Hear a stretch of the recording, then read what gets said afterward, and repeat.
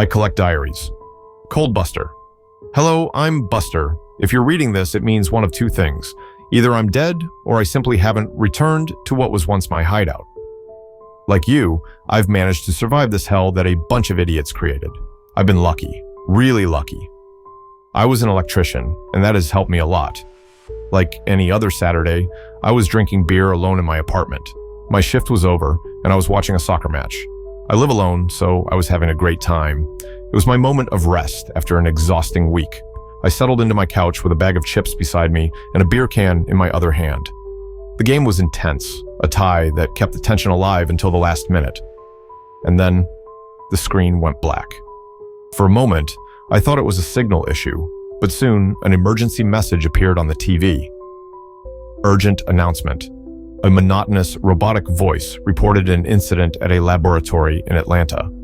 They mentioned a possible attack by a foreign country and urged everyone to stay indoors. It's 8 o'clock on a Saturday, idiots. No one's going to listen to you, I thought. I wasn't the only one reacting that way. My phone buzzed with messages from friends mocking the broadcast. Another conspiracy to sell vaccines, someone wrote. Biological warfare? Yeah, sure. And I'm the president, joked another. What annoyed me the most was that they canceled the game. With an irritated sigh, I turned off the TV and went to bed, unconcerned. It wouldn't be the first time the government tried to scare people with some invisible threat. The next morning, I was woken up by sirens and a moving loudspeaker repeating, "Do not leave your homes." I got up groggily and walked to the window. From my third-floor apartment, I could see patrol cars driving through the streets, broadcasting the warning over and over. The city felt strange, as if people had vanished overnight. I turned on the TV, expecting the news, and to my surprise, last night's announcement was real.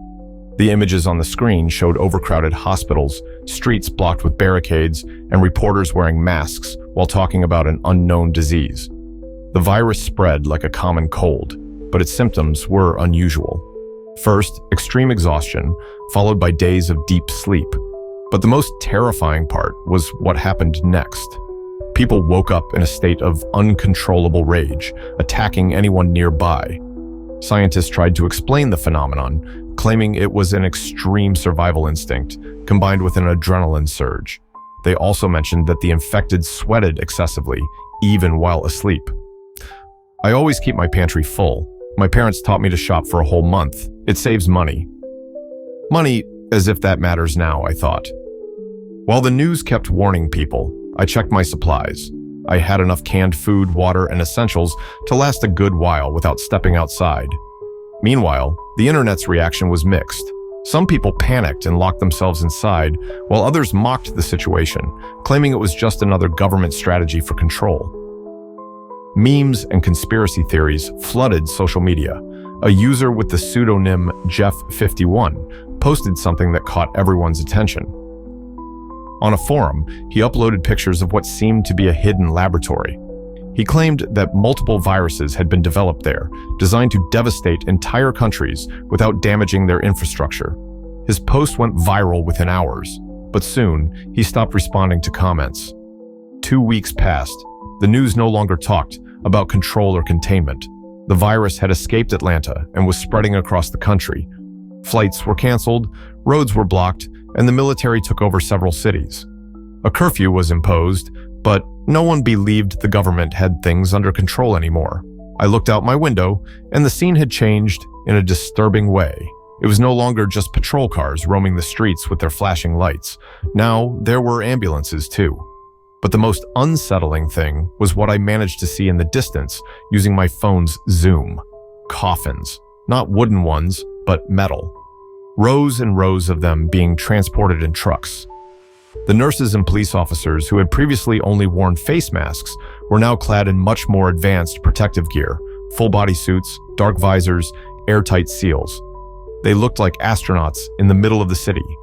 I don't know if it was fear, paranoia, or cold reality hitting me in the face, but I knew something was seriously wrong. I didn't think twice. I barricaded my apartment entrance with everything I had on hand. Furniture, the fridge, even some planks I nailed to the door using my toolbox. Then I searched for my weapons. I'm not a gun fanatic, but I'm not naive either. I had four. a couple of pistols, a shotgun, and a hunting rifle I inherited from my grandfather. I had always liked the idea of feeling protected, but I never imagined I would actually need to use them like this. During the first days of the lockdown, I used to talk to my neighbors over the phone. We weren't exactly friends, but we shared information and tried to keep each other's spirits up. Until one day, I stopped. The atmosphere changed when I heard gunshots in the nearby apartments, screams, banging, then the sound of shattering glass. Someone had jumped. I ran to the window and looked down. It was a woman, or at least it used to be. Her body lay on the pavement, a dark stain spreading beneath her. But the worst part came next. In less than 30 seconds, the woman stood back up. A sickening crack echoed through the street as her bones snapped back into place. She let out a shriek, one that burned itself into my mind, and then took off running aimlessly. In her senseless sprint, she came across a man. She lunged at him with inhuman violence. He reacted instantly, pulling out a gun and shooting her point blank. 1 shot, 2, 3. She didn't stop. The woman kept attacking him as if pain didn't exist in her body. The man emptied his clip. 10 shots later, the woman's body finally collapsed. The man stood there, trembling, his arm torn open and bleeding profusely. No one went to help him. No one dared. That was the moment I truly understood the horror of our nature. The city was lost. Days passed. The sirens stopped. At first, I felt relieved, but then I understood what it really meant. There was no one left to respond to emergencies. The power started to fail, first in brief flickers, then for entire hours. I knew it would eventually go out for good. I rationed my food. If I ate only the bare minimum, I calculated I could survive for at least 2 months without leaving. The internet still worked sporadically, and the networks were flooded with disturbing images. Stories of missing people, of the infected who never returned once the authorities took them. Desperate messages from people searching for their families. One message kept appearing more and more in the forums. If someone gets infected, don't let them wake up. Shoot them while they sleep, even if it's your mother. One user in particular posted something that chilled me to the bone. His name was Chris. He had documented the entire infection process of his father. Apparently, the transformation time varied from person to person. Some took days to change. His father took 4. Chris explained that his family had quarantined in separate rooms, but his father, stubborn as he was, went out one day to tend to his livestock. Maybe he came into contact with someone infected. Maybe he just breathed the wrong air. It didn't matter. The inevitable happened. When he noticed his father starting to show the first symptoms, he tied him to a metal bed in their barn and began recording. For the first few days, his father only slept, sweating profusely and murmuring incoherently in his dreams. Then came the fever, the tremors, and the erratic breathing. On the 4th day, his eyes opened, and they were no longer human. Chris fed him for a week using a stick, carefully extending the food toward him. Despite the fury in his gaze, his father ate. The instinct to feed was still there. Maybe there was hope, until the impossible happened. One night, as Chris was checking his father's restraints, he heard him whisper, Chris, are you there?" His voice was different, but the tone was unmistakable. Chris froze. For hours, he tried talking to him. No response. Just the same phrase, repeating over and over, as if his father was trapped somewhere inside that thing, as if he was trying to hold on to his humanity. Chris made a decision. With extreme caution, he put on his protective suit, loaded his rifle, and opened the barn door. His father started shrieking. His muscles tensed, his body convulsed violently against the restraints. Then, without warning, he vomited a black, tar-like substance. The liquid splattered onto the protective suit and began corroding it instantly. Chris screamed. He fired. Once, twice, over and over, until his father stopped moving. The video ended with a message displayed on the screen: shoot them while they sleep. At first, the absence of electricity was just an inconvenience, but now it's a death sentence. The city has been fading away little by little, just like its inhabitants. From my window, I've seen infected people collapsing in the streets. Some have remained motionless on the sidewalks in front of their homes. They're just there, asleep. No one goes near them. We're all afraid of getting infected. though we don't really know if we're already carrying the virus in our bodies. That thought haunts me. On the forums, people mentioned immunity, that maybe those of us still standing have a natural resistance, or maybe it's only a matter of time before we fall too. My thoughts were interrupted by a gunshot. It came from the apartment next door. I jolted and ran to check. It was Bill, a crazy old gun enthusiast who had kept a low profile until now, but there he was, on his balcony, armed with an assault rifle, shooting at the ones lying asleep in the street. Not just anyone, only the infected. He fired calmly with terrifying precision. Almost every shot hit its mark, right in the head. I scanned the street. I saw other open windows, people like me, watching in a mix of confusion and fear. Then I noticed a man on the other side of the street, his face pale, dark circles under his eyes. He was holding a large sign with a desperate message. "My name is Carl. I need food." Bill read the message and held up a sign of his own. "Want help?" I froze. Carl nodded. They communicated through gestures. The plan was simple. Carl would go down to gather supplies from a store right below his building. He couldn't use the stairs because some of the infected were inside, so he planned to lower himself with a rope to the street. Bill would take care of any threats. I watched Carl descend cautiously. He was thin, his movements clumsy, as if weakness was about to take him down. He reached the store and struggled to lift the metal shutter with a crowbar. It looked like it had already been looted. Some shelves were empty. Then, a guttural roar echoed through the street. A chill ran down my spine. Carl heard it too and bolted out of the store. He tried to climb back up, but something grabbed him with monstrous strength. I saw exactly what attacked him, and my stomach churned. It was a humanoid creature, but its head was deformed, its skull crushed and stretched backward. Its mouth was filled with massive, jagged teeth, like a crocodile's. It was at least 2 meters tall, with bulging muscles and torn skin, as if it had been flayed alive. Bill reacted instantly, firing several rounds. The bullets made the creature stagger, but it didn't fall. Carl screamed, kicked, struggled to break free, but the thing sank its jaws into his neck. His scream turned into a wet, gurgling sound. Bill fired again, this time aiming for the creature's head. This time, the shots worked. The thing collapsed onto the ground, writhing for a few seconds, before going still. Carl's body lay beside it, lifeless, his eyes wide open in a look of absolute terror. For a moment, silence took over. Then a terrifying thought hit me like a sledgehammer. If you leave the infected alone long enough, they mutate.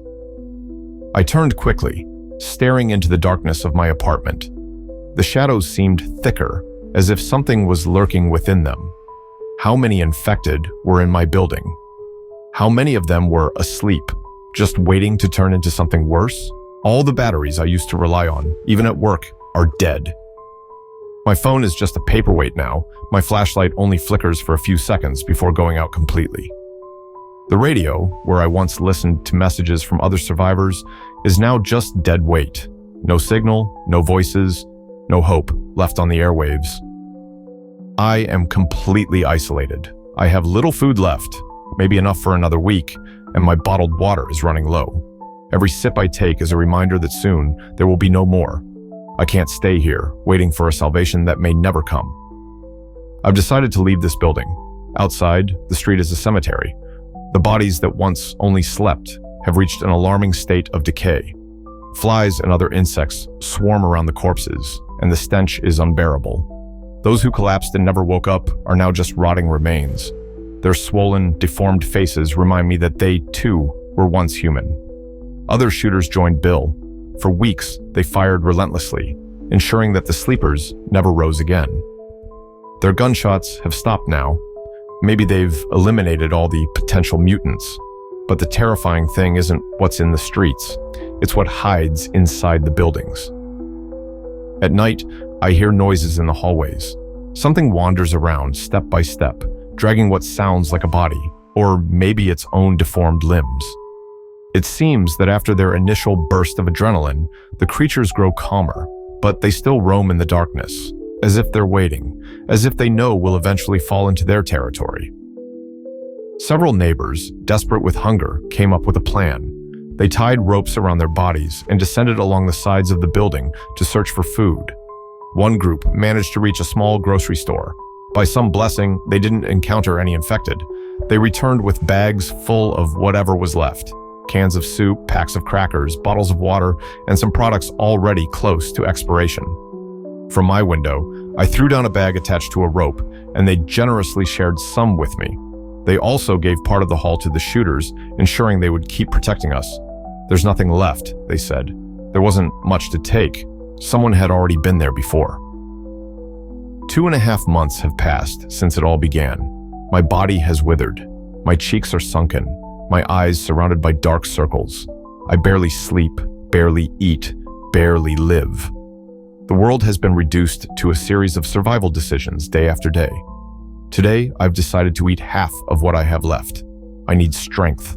The rest will be for the journey. Tomorrow, I will leave this place. A group of neighbors and I will venture beyond this concrete trap. We have a destination, a supermarket a few blocks away. If we make it, we might find supplies, maybe even a refuge. If we're lucky, we might find other survivors. And if not, well, at least we won't starve to death in here. I don't know what awaits us. But what I do know is that I don't want to die trapped in this apartment, waiting for a miracle that will never come. Coalbuster, I will return when it's all over.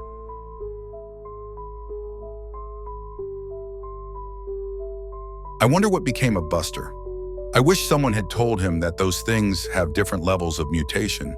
The supermarket, it was infested when I passed by. There were only corpses in those creatures. This building is dead. There are no humans, nor infected. Out of the 10 journals I managed to find here, this one was the best. It was a good haul.